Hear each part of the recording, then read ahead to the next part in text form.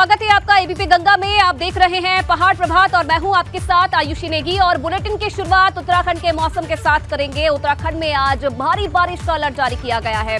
मौसम विभाग की ओर से यह अलर्ट जारी किया गया है। देहरादून, टिहरी, पौड़ी, नैनीताल, चंपावत, उधम सिंह नगर, बागेश्वर, पिथौरागढ़ और हरिद्वार में आज भारी बारिश के आसार है। आज कुल मिलाकर उत्तराखंड के 9 जिलों के लिए रेड अलर्ट जारी हुआ है। इन्हीं 9 जिलों में 21 से 23 जुलाई तक मौसम का ऑरेंज अलर्ट भी जारी किया गया है।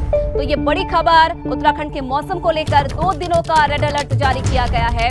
आज और कल भारी बारिश का अलर्ट मौसम विभाग की तरफ से जारी किया गया है। 7 जिलों में 2 दिन भारी बारिश का अलर्ट जारी किया गया है। देहरादून, टिहरी, पौड़ी, नैनीताल, चंपावत, बागेश्वर, पिथौरागढ़, ये वो जिले हैं जहां पर भारी बारिश का अलर्ट जारी किया गया है।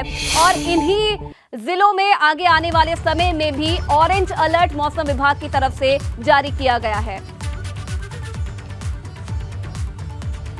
तो उत्तराखंड में आज आफत का अलर्ट जारी किया गया है। आज भी भारी बारिश का अनुमान जताया गया है।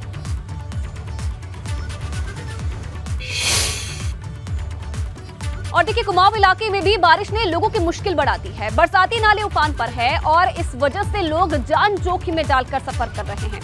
ऐसी ही एक बरसाती नाले में एक बस भी फंसी हुई नजर आई।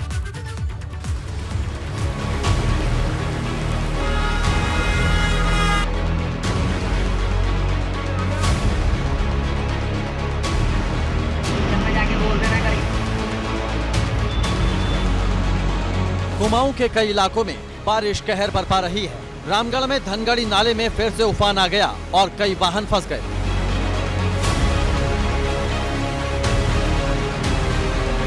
बरसाती नाले में एक बस फंस गई, जिसे बाहर निकालने के लिए जेसीबी मंगवाई गई।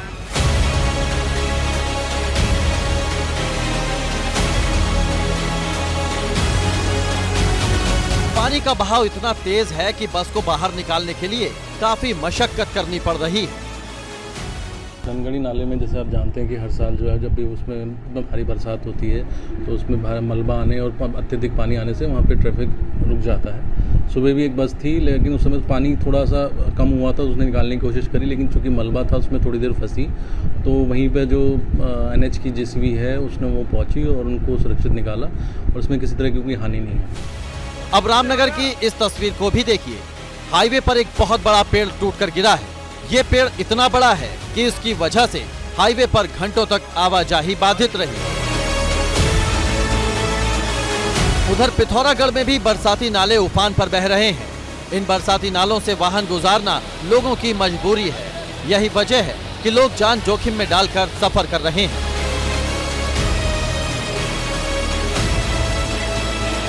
बारिश की वजह से नदियां उफान पर बह रही हैं। ये तस्वीरें जौलजीबी बरम मोटर मार्ग की हैं, जहां पर नदी उफान मार कर बह रही है। एबीपी गंगा के लिए रामनगर से दानिश खान के साथ पिथौरागढ़ से योगेश पाठक की रिपोर्ट।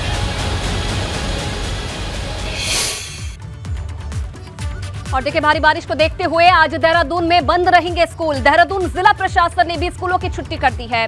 क्लास 1 से 12वीं तक के सभी स्कूल बंद रहेंगे। मदरसे और आंगनबाड़ी केंद्रों में भी आज छुट्टी रहेगी। तो ये बड़ा ऐलान प्रशासन की तरफ से किया गया है ताकि बच्चों को दिक्कत ना हो, क्योंकि कई बार तस्वीर भी सामने आ चुकी है जहां स्कूली बच्चे इस मौसम में परेशान होते हुए नजर आए हैं। और 2 दिनों के अलर्ट को देखते हुए प्रशासन ने 1 से लेकर 12वीं तक के स्कूलों की छुट्टी कर दी है। आंगनबाड़ी और मदरसों को भी इसमें शामिल किया गया है। तो आज स्कूल बंद रहेंगे। देहरादून प्रशासन ने यह फैसला लिया है। क्लास 1 से 12वीं तक के सभी स्कूल बंद रहेंगे। देहरादून जिला प्रशासन ने स्कूलों की छुट्टी कर दी है। तो ये बड़ी खबर। मौसम को देखते हुए मौसम विभाग ने जिस तरीके से रेड अलर्ट जारी किया है, उसे देखते हुए देहरादून जिला प्रशासन ने यह फैसला लिया है कि आज सभी स्कूल बंद रहेंगे। कक्षा 1 से लेकर 12वीं तक के सभी स्कूलों को बंद रखने का फैसला लिया गया है और मदरसे और आंगनबाड़ी केंद्रों की भी आज छुट्टी रहेगी। तो ये बड़ी खबर आप देख रहे हैं। उत्तराखंड में मौसम को लेकर ये अलर्ट फिलहाल जारी किया गया है। प्रशासन भी कहीं ना कहीं सतर्क है।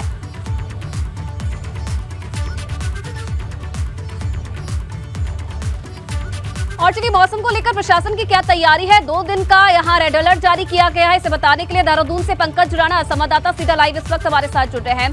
पंकज, 2 दिन का रेड अलर्ट, स्कूलों की छुट्टी कर दी गई है, और क्या तैयारी प्रशासन की?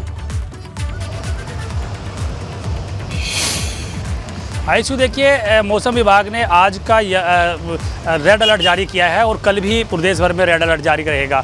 इस लिहाज से पूरे सभी जिलाधिकारियों को सतर्क रहने के निर्देश दिए गए हैं और कल शाम को जैसे ही मौसम विभाग ने रेड अलर्ट जारी किया, उसके बाद 9 जिलों में सभी 1 से लेकर 12वीं तक के स्कूलों की छुट्टी कर दी गई है। कल रात बहुत ज़्यादा बारिश हुई थी, उस वजह से ये अनुमान लगा लिया गया था कि आज और कल बहुत ज़्यादा बारिश होगी तो स्कूलों में दिक्कतें हो सकती हैं बच्चों को आने जाने में, इसलिए सभी स्कूलों की आज छुट्टी घोषित कर दी गई है और आज कोई भी स्कूल पूरे प्रदेश भर में नहीं खुला है 9 जिलों में। अब अगर प्रशासन की बात की जाए तो प्रशासन भी कल से मुस्तैद है। आपदा प्रबंधन भी जो टीम है उसको सतर्क रहने के निर्देश दिए गए हैं। हरिद्वार के रुड़की में 30 गांव ऐसे हैं जहां पर बाढ़ की वजह से अलर्ट जारी किया गया है, वहां पर बाढ़ नियंत्रण चौकियों को मुस्तैद रहने के निर्देश दिए गए हैं। और देखिए अभी हल्की राहत है, मैं थोड़ी तस्वीरें भी आपको दिखा देता हूं पीछे। ये देहरादून का नज़ारा है। यहाँ पर कुछ देर पहले काफ़ी बारिश हुई थी रात को, लेकिन अभी अगर देखा जाए तो जो ट्रैफिक है वो स्मूथली चल रहा है, बहुत ज़्यादा बारिश अभी नहीं हो रही है। जो पर्वतीय जिले हैं वहाँ पर बूंदाबांदी का सिलसिला जारी है, लेकिन जिस तरह से मौसम विभाग ने ये अलर्ट जारी किया है कि आज और कल प्रदेश भर में भारी बारिश होगी, उस लिहाज से सरकार और जो जिला अधिकारी हैं वो लगातार पूरी तरह से सतर्क मोड पे है। पीडब्ल्यूडी विभाग ने जेसीबी को ऐसे चिन्हित स्थानों पर खड़ा किया है जहां पर लैंडस्लाइड की सबसे ज़्यादा दिक्कतें होती हैं। इसके अलावा सिंचाई विभाग, बाढ़ नियंत्रण की जो चौकियां बनाई गई हैं उनको पूरी तरह से अलर्ट कर दिया गया है सिंचाई विभाग के माध्यम से। और इसके अलावा अगर पूरे प्रदेश भर के जिलों की बात की जाए तो जिले स्तर पर जो SDRF की टीमें हैं उनको भी सतर्क रहने के निर्देश दिए गए हैं। तो ये जिला प्रबंधन साथ साथ जो सरकार है उसकी तैयारियां हैं, लेकिन मौसम विभाग ने जिस तरह से अगले 48 घंटे तक अलर्ट जारी किया है उस लिहाज से कहा सकता है कि उत्तराखंड में अगले 48 घंटे जो हैं वो आयुषी बहुत कठिन हो सकते हैं, क्योंकि पर्वतीय जिलों में लैंडस्लाइड की वजह से काफी दिक्कतों का सामना करना पड़ रहा है। तो स्कूलों को बंद रखा गया है, क्योंकि आगे आने वाले समय की बात की जाए तो 21 से लेकर 23 तारीख का भी ऑरेंज अलर्ट जारी किया गया है। तो क्या ये माना जाए जो ये प्रशासन ने अभी ऐलान किया है स्कूलों को बंद रखने का, ये ऐलान और आगे बढ़ सकता है? देखिए, क्योंकि आज पूरी तरह से रेड अलर्ट जारी किया गया था, उसके निर्देश के बाद ही जिला अधिकारियों ने निर्णय लिया है कि आज देख लिया जाए कि अगर आज मौसम ठीक रहता है तो अगले दिनों में किस तरह का निर्णय लिया जाना है। फिलहाल अभी सभी जिला अधिकारियों, जिन 9 जिलों में रेड अलर्ट जारी किया गया था उन जिलों में सभी स्कूलों को बंद कर दिया गया है। अभी आज के लिए ये आदेश जारी हुआ था। आज शाम यदि मौसम विभाग फिर से आदेश जारी करता है या ऐसा पूर्वानुमान लगाता है कि आने वाले 2 दिनों में बहुत ज़्यादा बारिश प्रदेश भर में हो सकती है, जिन जिलों में रेड अलर्ट जारी किया जाएगा उन जिलों में संभवतः आगे निर्देश जारी किए जा सकते हैं। फिलहाल ये कह सकते हैं कि सतर्कता के आधार पर सभी जो 1 से लेकर 12वीं तक के स्कूल हैं उनको आज बंद करने के निर्देश जारी किए गए थे और सभी सरकारी और गैर सरकारी जो स्कूल है वो बंद हैं। और ऐसे इस हिसाब से देखा जाए तो जिस तरह से आने वाले 48 घंटे मौसम विभाग ने अलर्ट जारी किया है उसके हिसाब से सभी विभागों को सतर्क रहने के निर्देश दिए गए हैं। सभी जो संबंधित अधिकारी हैं उनको कहा गया है कि अपने जो फ़ोन है वो स्विच ऑन रखें, किसी भी तरह की कोई अप्रिय घटना होती है तो उनको तत्कालिक तौर पर राहत पहुँचाई जाए। तो इस तरह के निर्देश पूरे आम जनता को भी समझना होगा, रेड अलर्ट जारी किया गया है, ज्यादा जरूरी काम हो तो ही घरों से बाहर निकले। बहुत धन्यवाद पंकज आपका तमाम जानकारी देने के लिए। चलिए आगे बढ़ेंगे, वही बात करते हैं उत्तराखंड के मुख्यमंत्री पुष्कर सिंह धामी की। आज सीएम हरिद्वार के दौरे पर रहेंगे, यहाँ वो कांवड़ियों का स्वागत सम्मान करेंगे। आपको ये भी बता दें कि कोरोना के बाद 2 साल बाद हरिद्वार में कांवड़ मेला लगा है और इस मेले में लगातार कांवड़िए गंगा जल लेने के लिए पहुंच रहे हैं। इन्हीं कांवड़ियों का आज सीएम सम्मान करेंगे। वहीं कांवड़ यात्रा के संबंध में अधिकारियों के साथ समीक्षा बैठक भी सीएम करेंगे। तो आज कांवड़ यात्रा को लेकर समीक्षा बैठक भी करेंगे, हरिद्वार के दौरे पर रहेंगे जहां जो कांवड़िए हैं उनका स्वागत सम्मान करेंगे सीएम पुष्कर सिंह धामी। क्योंकि देखिए कोरोना के बाद 2 साल बाद कांवड़ यात्रा हो रही है और बड़ी संख्या में जो कांवड़िए हैं वो हरिद्वार पहुंच रहे हैं और इन्हीं कांवड़ियों का सम्मान करने के लिए सीएम पुष्कर सिंह धामी आज हरिद्वार में रहने वाले हैं। किस तरीके से तैयारी की गई है प्रशासन की, कोई परेशानी कांवड़ियों पर ना हो, इसके लिए भी समीक्षा बैठक आज तमाम अधिकारियों के साथ सीएम धामी की तरफ से की जाएगी। लेकिन बड़ी खबर यह है कि आज हरिद्वार में मौजूद रहेंगे और कांवड़ियों का स्वागत सम्मान करेंगे सीएम पुष्कर सिंह धामी। तो देखिए, कांवड़ यात्रा की शुरुआत से ही लगातार जो सीएम धामी हैं तमाम तैयारियों का खुद जायजा ले रहे हैं। लगातार बैठकों का दौर चला और उसके बाद 14 तारीख से कांवड़ यात्रा की शुरुआत हुई और एक बार फिर से समीक्षा बैठक करने वाले हैं पुष्कर सिंह धामी, क्योंकि देखिए आने वाले समय में मौसम विभाग ने भी रेड अलर्ट जारी किया है और इस बीच कांवड़ियों को किसी प्रकार की दिक्कत ना हो। हरिद्वार में भी बड़ी संख्या में जो कांवड़िए हैं वो पहुंच रहे हैं, वहां पर भी कोई दिक्कत ना हो। सुरक्षा व्यवस्था के इंतजाम कैसे हैं, इन तमाम चीजों को लेकर आज सीएम पुष्कर सिंह धामी जो अधिकारी हैं उनके साथ बातचीत करेंगे, समीक्षा बैठक करेंगे, दिशा निर्देश देंगे और साथ ही साथ ये जानने की भी कोशिश करेंगे कि किस तरीके से आगे आने वाले समय के लिए जो तैयारी है वो माकूल है कि नहीं, कोई परेशानी कांवड़ियों को हो ना हो, इसके लिए भी जो समीक्षा बैठक है वो की जाएगी। तो पहले स्वागत सम्मान किया जाएगा और उसके बाद समीक्षा बैठक सीएम पुष्कर सिंह धामी की तरफ से की जाएगी। और चलिए पंकज फिलहाल फोन लाइन पर हमारे साथ इस वक्त जुड़ रहे हैं। पंकज, हरिद्वार के दौरे पर रहने वाले हैं सीएम पुष्कर सिंह धामी, क्या कुछ और जानकारी कार्यक्रम को लेकर?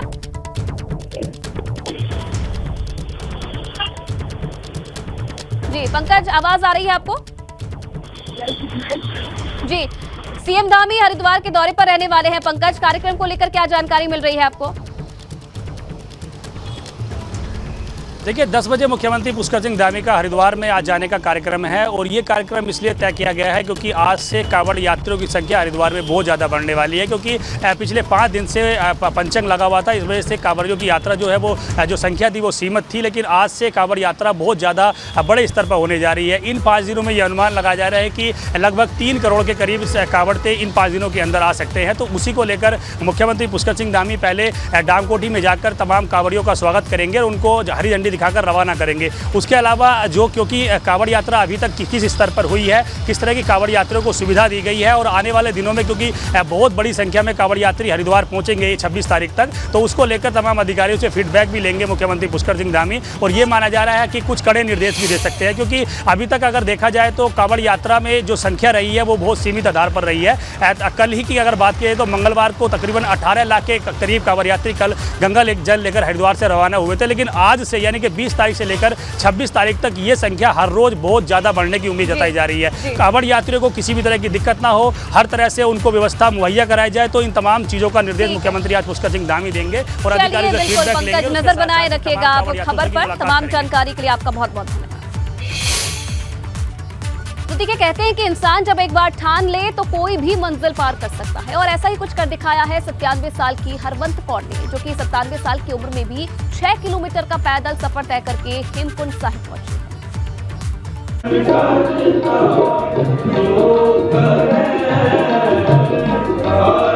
हेमकुंड साहिब 15,000 फीट की ऊंचाई पर स्थित सिखों का पवित्र तीर्थ स्थल। हेमकुंड साहिब यात्रा श्रद्धालुओं के हौसले की परीक्षा लेती है, मगर कुछ श्रद्धालु ऐसे भी हैं जिनके लिए आस्था से बढ़कर कुछ नहीं है। झारखंड के रहने वाली 97 साल की हरवंत कौर ने उम्र के इस पड़ाव में भी हेमकुंड साहिब की पैदल यात्रा की। हरवंत कौर ने घांगरिया से हेमकुंड साहिब तक 6 किलोमीटर की चढ़ाई पैदल ही तय की। हरवंत कौर के लिए डंडी कंडी की भी व्यवस्था की गई, लेकिन संगत के साथ वो पैदल ही हेमकुंड साहिब पहुंची। हरवंत कौर हेमकुंड साहिब के प्रति गहरी आस्था रखती है। वो 1-2 नहीं बल्कि अब तक 20 बार हेमकुंड की यात्रा कर चुकी है। एबीपी गंगा के लिए जोशीमठ से रणजीत रावत की रिपोर्ट। तो देखिए, महाशिवरात्रि करीब आते ही अब हरिद्वार में कांवड़ियों की भीड़ और बढ़ने लगी है। रुड़की में कांवड़ पटरी पर अब तो हर दिन कांवड़ियों की भीड़ बढ़ी रहती है और कांवड़ पटरी पर अब सिर्फ कांवड़िए ही नजर आ रहे हैं। अब पुलिस ने कांवड़ पटरी पर सभी वाहनों की एंट्री भी बंद कर दी है। तो कांवड़ मेले को लेकर पुलिस प्रशासन भी सतर्क है। 14 जुलाई से कांवड़ यात्रा की शुरुआत हुई थी और चप्पे चप्पे पर नजर रखी जा रही है।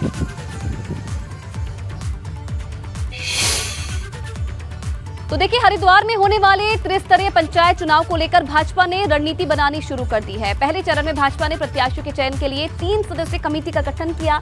ये कमेटी हरिद्वार जिले में पार्टी नेताओं से बातचीत करेगी और मजबूत कैंडिडेट के नामों का पैनल भी तैयार किया जाएगा। प्रदेश अध्यक्ष जी ने 3 लोगों की टीम हरिद्वार के लिए बनाई है।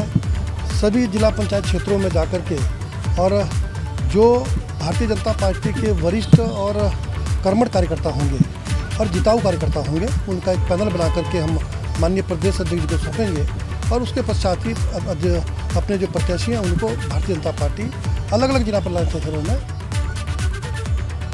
प्राइवेट कॉलेज में एमबीबीएस में एडमिशन के नाम पर ठगी हुई है। आरोप है कि नोएडा की एजेंसी ने एक शख्स से 31,26,000 रुपए की ठगी की है। पीड़ित ने एजेंसी के प्रबंधकों के खिलाफ धोखाधड़ी का मामला दर्ज कराया है।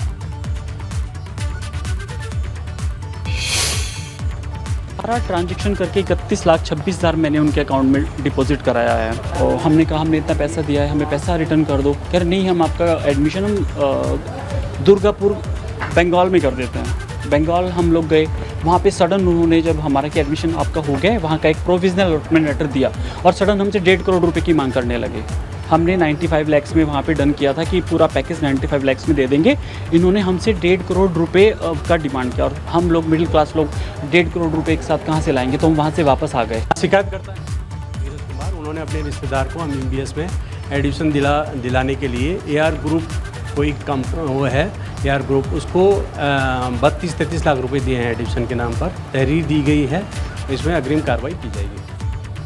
और देखिए, कांवड़ यात्रा को लेकर टिहरी के डीएम ने पुलिस को ट्रैफिक व्यवस्था दुरुस्त करने और पार्किंग में लाइटिंग की व्यवस्था करने के निर्देश भी दिए हैं और ट्रैफिक को देखते हुए आम जनता को परेशानी ना हो, इसका भी ध्यान रखा जाए, ये भी कहा गया है। वहीं कांवड़ यात्रियों के लिए यात्रा रूट पर रहने खाने पीने की व्यवस्था भी दुरुस्त करने और खाद्य पूर्ति विभाग से खाद्य पदार्थों की चेकिंग के लिए भी निर्देशित किया गया है। के लिए जो हमारे रूट जा रहे हैं या गंगोत्री के लिए जो रूट जा रहे हैं, ट्रैफिक की व्यवस्था हमने देखी है और पुलिस ने और प्रशासन ने मिलकर के वहाँ पे अच्छी व्यवस्थाएं की। जितनी भी हमारी मेजर पार्किंग्स हैं, उन पार्किंग्स में लाइट की व्यवस्था की गई है और जैसे ही हमारे ये जो श्रद्धालु जैसे ही हमारे शहर में एंटर करें जनपद में, वहीं पर हमारे उनके रहने एवं खाने पीने की भी व्यवस्थाएँ की गई हैं। तो रामनगर में बाइक सवार युवकों पर हमला करने वाले बाघ को अभी तक पकड़ा नहीं जा सका है। उच्च अधिकारियों ने बाघों को चिन्हित कर ट्रैकुलाइज करने के निर्देश दिए हैं। इसके बाद सोमवार को वन विभाग ने घटनास्थल के आसपास कई कैमरा ट्रैप और एक पिंजरा लगाया है।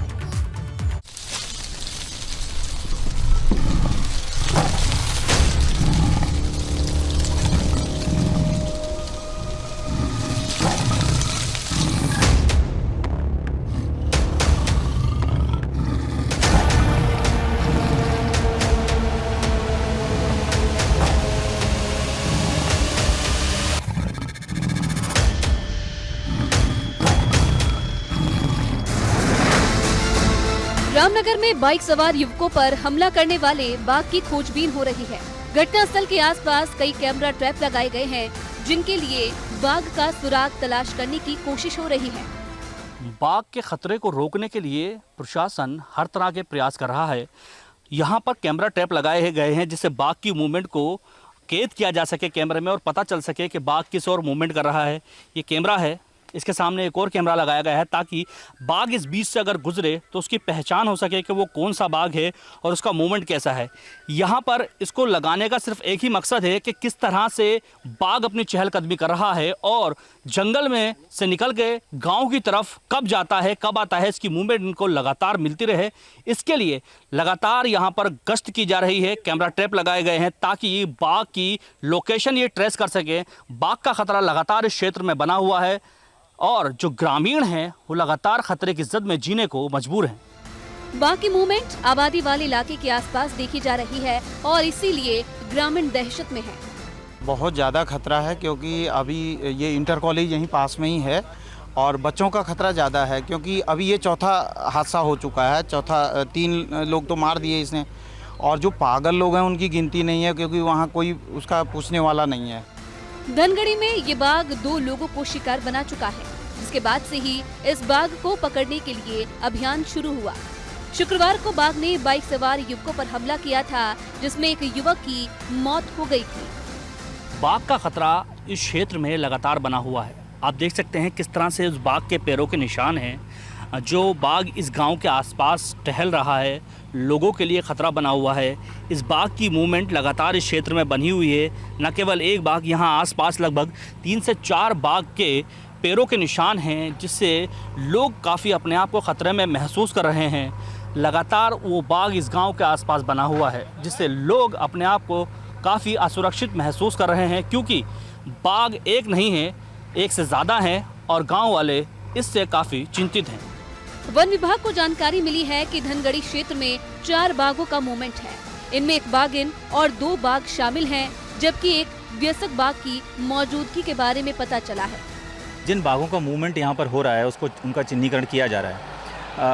इसके साथ साथ हमारा प्रयास ये है कि ड्रोन्स का भी हम उपयोग करें, जिससे कि क्योंकि क्षेत्र बहुत बड़ा है, बहुत घना है और मूवमेंट का समय भी निश्चित होता है एक तरीके से, तो उसमें हमारा प्रयास ये है कि ड्रोन्स के माध्यम से भी हम बाघों का चिन्हीकरण कर लें। देखा जाए तो कॉर्बेट प्रशासन अभी भी अंधेरे में ही हाथ पांव मार रहा है। ना तो अभी बाघों के बारे में सही जानकारी है और ना ही उनकी सही मूवमेंट का पता चल पाया है। जाहिर है लोगों में अभी बाघ का खौफ कम नहीं होने वाला है।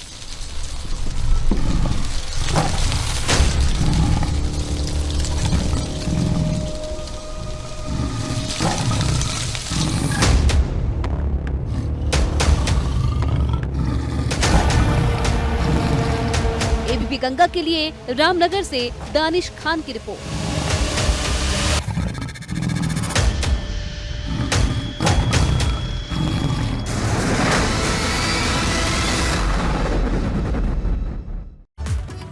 और चलिए इस बुलेटिन में फिलहाल इतना ही। तमाम खबरों के लिए आप बने रहिए एबीपी गंगा के साथ।